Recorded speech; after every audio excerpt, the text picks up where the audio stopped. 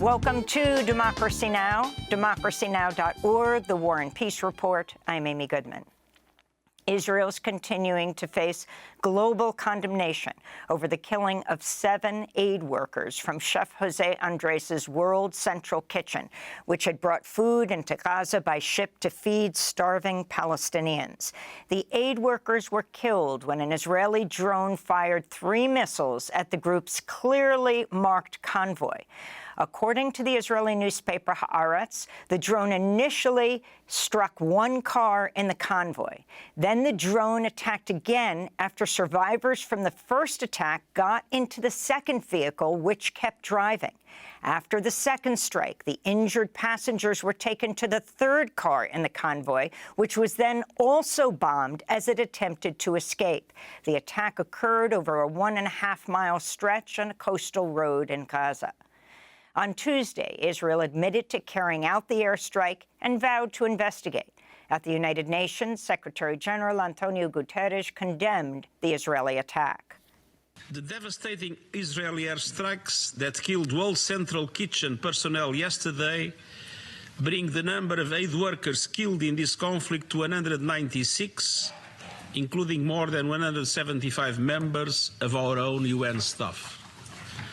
This is unconscionable, but it is an inevitable result of the way the war is being conducted.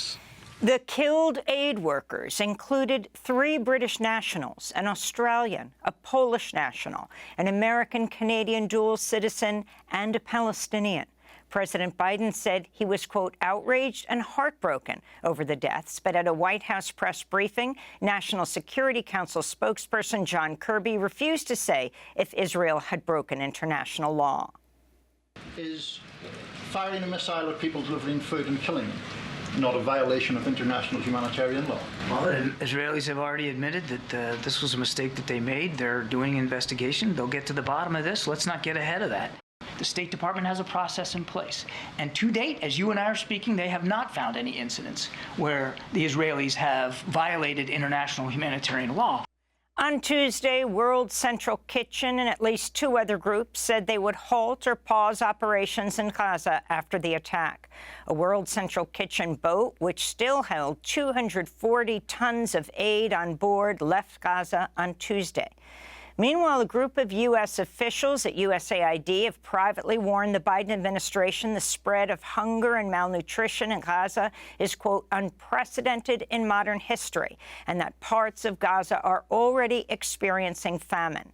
HuffPost reports the cable states, quote, an immediate and substantial flow of food, health, nutrition, and assistance, expanded humanitarian access, and safe, unimpeded passage for humanitarian workers is paramount to addressing famine conditions in Gaza, unquote.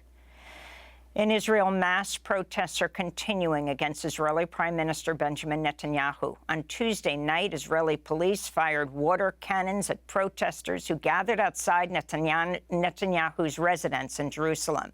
Thousands also protested outside the Knesset.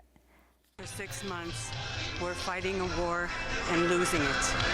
And I think the only way we can win the war is to have elections and to give the people the opportunity to choose again and to bring the hostages home and to bring the soldiers home. And that's why I'm here. At the United Nations, Iran has called on the Security Council to take action against Israel for bombing the Iranian consulate in Damascus on Monday. The Israeli attack killed 7 Iranian officers, including 3 generals. Zahra Ershadi is Iran's deputy UN ambassador. Primary elections were held Tuesday in Wisconsin, Connecticut, Rhode Island, and New York. On the Democratic side, a sizable number of voters refused to back Joe Biden to protest his support for Israel's assault on Gaza. In Connecticut and Rhode Island, more than 10% of Democrats voted uncommitted. In Wisconsin, over 8% voted uninstructed. Meanwhile, Donald Trump won every Republican race on Tuesday, but Nikki Haley still received about 13% of the vote in Connecticut, New York, and Wisconsin, even though she suspended her campaign. The White House was forced to cancel its planned Ramadan dinner after many Muslim American leaders refused to go to protest Biden's Gaza policy.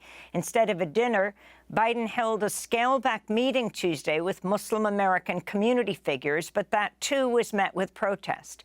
The Palestinian-American Dr. Thayer Mohammed, who recently volunteered in Gaza, walked out of the White House meeting after giving President Biden a letter from an 8-year-old orphaned Palestinian girl named Hadil that read, quote, "I beg you, President Biden, stop them from entering Rafah."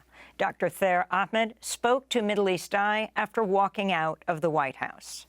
You cannot engage and try to get us to come out and show up in the primaries or in November, at the same time approving billions of dollars of 2,000-pound bombs that I personally saw devastate Khan Yunis and Deir al-Balah and all the areas in Gaza. That sort of cognitive dissonance is not something that our community glosses over. Senegal's new president, Bassirou Diomaye Faye, has named Ousmane Sonko to be his prime minister, capping a remarkable 3-week period that saw the two opposition figures going from prison to ruling Senegal. Faye and Sonko were released from prison in mid-March, just days before Faye won Senegal's election to replace President Macky Sall, who'd attempted to delay the vote. On Tuesday, Faye was officially inaugurated as Senegal's new president. Under my leadership, Senegal will be a country of hope, a country at peace, with an independent justice system and a strengthened democracy. This is my promise, based on the oath I have just taken before God and the nation in your presence. I am aware that the results of the ballot box express a profound desire for systemic change. Through my election, the Senegalese people have committed themselves to building a fair Senegal, a prosperous Senegal, a progressing Africa. Faye is the youngest president in Africa. A mayoral candidate in Mexico was assassinated Monday at a campaign event in the city of Celaya in the state of Guanajuato. Berta Gisela Gaitan was shot dead shortly after she outlined her plans to increase security in the city. The citizens are with us and look after us. Of course, we will have security protocols, which the legal department of the party in the state is reviewing. Gisela Gaitan was a member of the ruling Morena party. The Associated Press reports at least 15 political candidates have been killed in Mexico since January, ahead of nationwide elections on June 2nd. Taiwan's been hit with the largest earthquake in 25 years.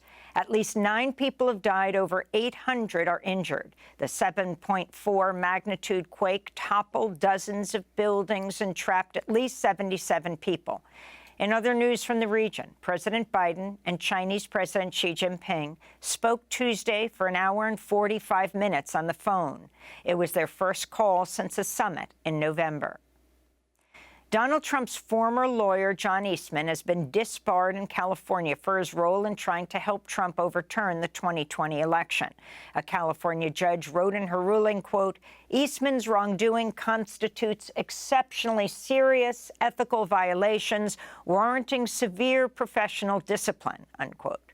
Eastman is a former law school dean at Chapman University School of Law. In educational news, Pitzer College in Claremont, California, has closed its study abroad program with the University of Haifa in Israel in what's being viewed as a major victory for the BDS, Boycott, Divestment, and Sanctions movement. The move comes after years of student organizing and a vote in February by Pitzer's Student Senate to suspend all institutional ties with Israeli universities. According to the national chapter of Students for Justice in Palestine, Pitzer has become the first U.S. school to impose an institution-wide boycott of an Israel study abroad program. And those are some of the headlines. This is Democracy Now!, democracynow.org, The War and Peace Report. I'm Amy Goodman in New York, joined by Democracy Now! Co-host Juan Gonzalez in Chicago. Hi, Juan. Hi, Amy, and welcome to all of our listeners and viewers across the country and around the world.